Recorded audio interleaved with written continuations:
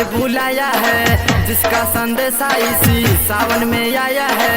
भोले बाबा ने सबको दर पे बुलाया है, जिसका संदेशा इसी सावन में आया है।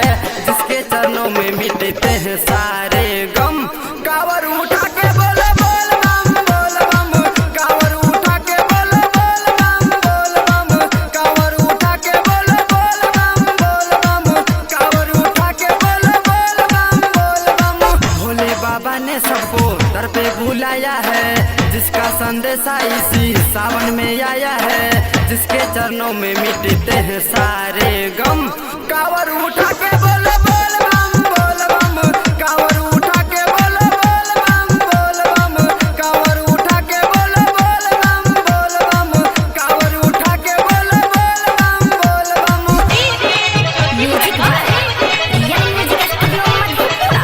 Contact number 7631565693। शिव जी के पूजा तीनों लोक में महान है, दर पे जाने से पूरे होते अरमान है, अरमान है।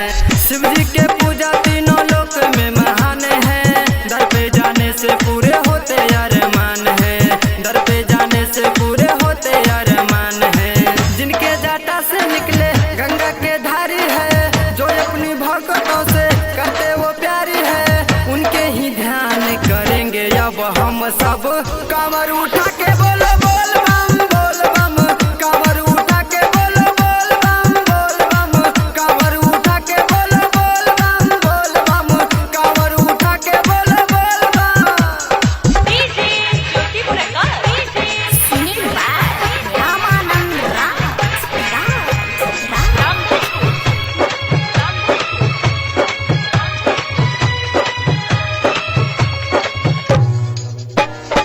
सुल्तानीगंज में जाके जल हम भरेंगे, सुइया पहाड़ी चौरी सब दुख सहेंगे, सब दुख सहेंगे।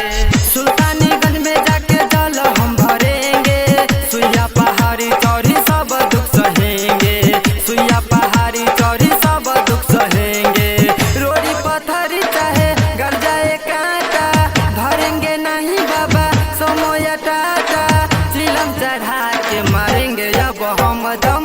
कांवर उठा के बोलो बोल बम बोल बम, कांवर उठा के बोलो बोल बम बोल बम, कांवर उठा के बोलो बोल बम बोल बम, कांवर उठा के बोलो बोल बम।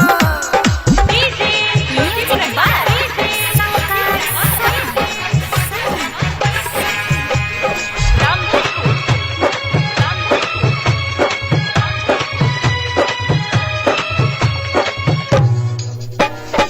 भीड़ी लगा है देखो बाबा दरबार में, गूंज उठा है अब पूरे संसार में, पूरे संसार में। भीड़ी लगा है देखो बाबा दरबार में, गूंज उठा है अब पूरे संसार में, गूंज उठा है अब पूरे संसार में। दिलवर दीवाना आनंद भक्ति में मगन, आर्यन के संगे रमनन गाते हैं भजन, चिलम चढ़ा के मारेंगे अब हम दम।